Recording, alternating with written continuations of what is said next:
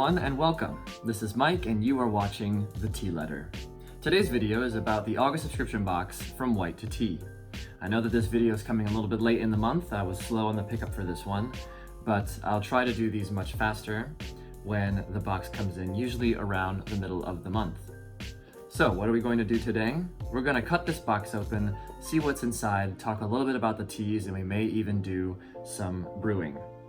Now, I have an idea of what's inside this box. I've seen a couple spoilers on Instagram, but I haven't investigated them for the most part. I do not know what's inside of this box, so I'm going to go ahead and take my trusty dusty box opener knife and we'll get things going.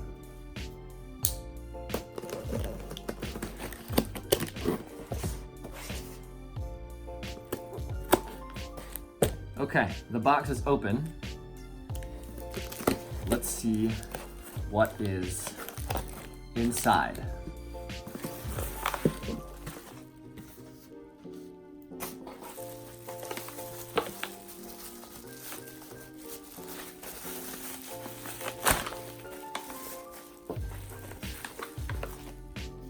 We have a couple flapjacks,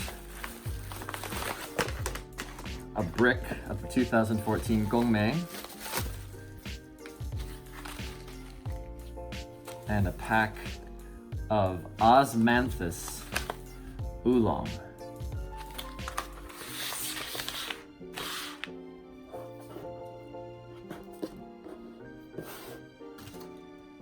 it is. Okay. Now the thing I like about White2Tea subscription box is there's always this nice letter included in the box that explains the idea behind the box for this month. And the reason why I like it is because oftentimes he will talk a bit about the details of each tea with some brewing recommendations and sort of the theme of the month. So the theme for the month of August is misfit teas, and he's included these aged gongfu, that's a white tea, the Osmanthus Oolong, which is a Fujianese oolong, supposed to be light and airy, good for the heat, the hot season we've been having. And these are two pancakes here of the Dangerfield, a 2019 fresh press of raw pu'er. He calls it the poor man's naka. So I'm not super well versed with sheng pu'er. I will have to just take his word for it because frankly, I myself don't really know. So the idea here,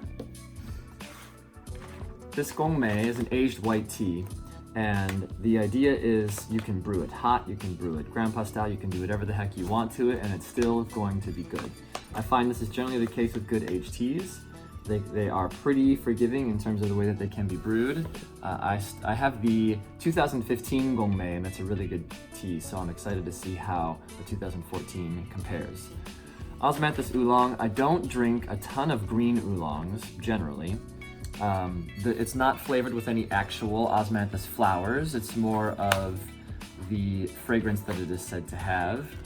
And I've been recently getting more and more into the sheng pu'ers, so this Dangerfield is going to be an interesting experience.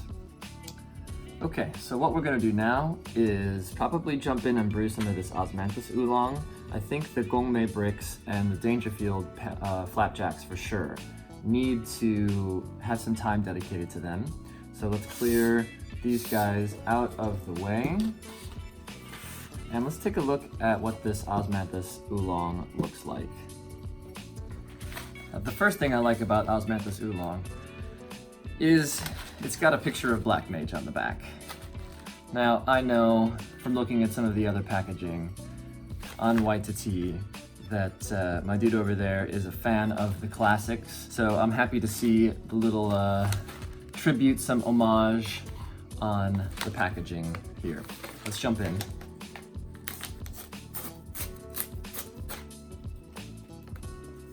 Throwing things.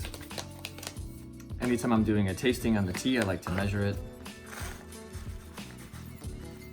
Looking at about 3 grams in my 60 milliliter gaiwan.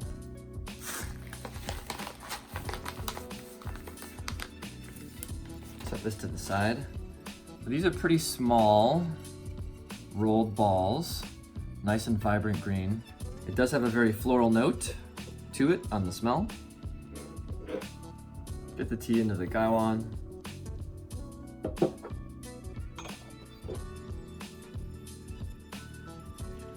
I like to give it a little shake just to get all the leaves heated up.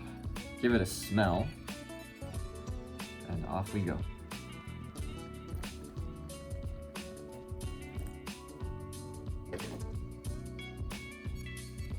And these are unrolling beautifully.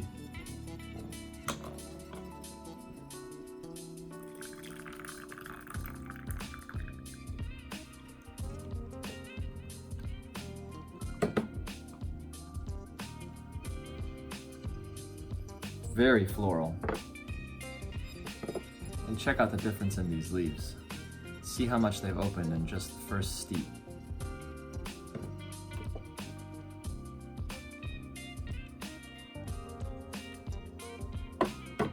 Let me get this guy out of here. I don't think I'm gonna need him. So we'll clear some space on the tray.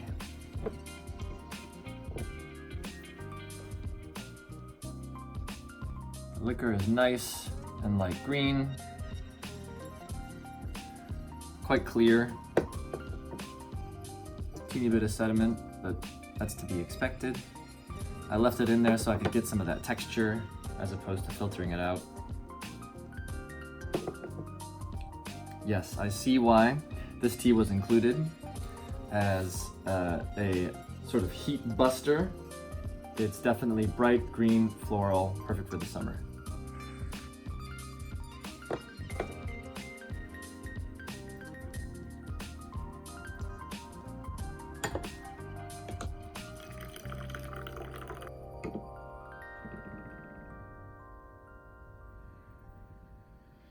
There's a buttery savoriness scent, sort of like a cooked spinach in the hot leaf. And just look at how much that's opened up. In just a couple infusions, the leaves of this tea have changed dramatically. Remember how small they were when I first poured it out of the bag.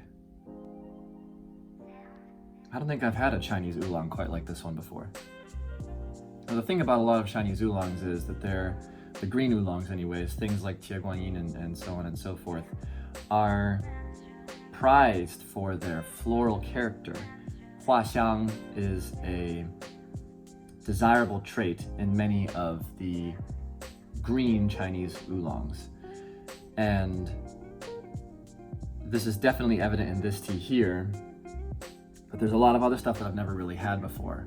A bit more of the savoriness, this more umami type flavor. There's some interesting things happening in this tea that I have not experienced in Chinese rolled green oolongs before. This steep somehow feels a bit less intense in the savory umami as the first one. More of the florality is coming out. This is just a great tea when it's hot outside, as it has been lately. You can boil it, so boil up some water, put it in your thermos, carry it with you out to the park, sit on your deck or your balcony, pop open a book, hang out with friends, drink this tea. It's gonna be a refreshing delight. I think I wanna try this cold and also grandpa style because I'm very confident that it will hold up very well in both of those alternative styles of brewing. I think personally on this tea, I would take this this is the third infusion, so I'd probably take it for at least another 2-3 past this one. This is a really fun tea. Wonderful summer tea, perfect for August. All right, well, this is the 2019 Osmanthus Oolong, with Black Mage representing, from White2Tea's August Tea Club. I hope you enjoyed this video. I'm gonna do more with the rest of these teas. I still have the 2014 Gongfu Brick, and I have the 2019 Dangerfield Raw Pu'er to drink, but for now that's gonna do it on this one. I hope you like this, the new format that I'm trying out here. I recently have been binging with Babish videos, and I thought I would try to bring that quick and easy format into the world of tea tasting. I'd like to experiment with this some more, but please do let me know what you thought about it down in the comments.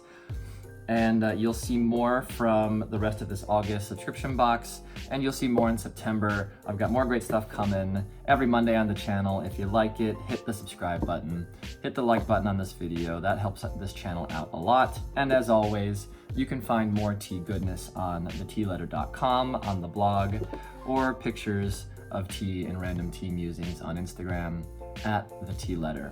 Thanks for watching, and we'll see you next time.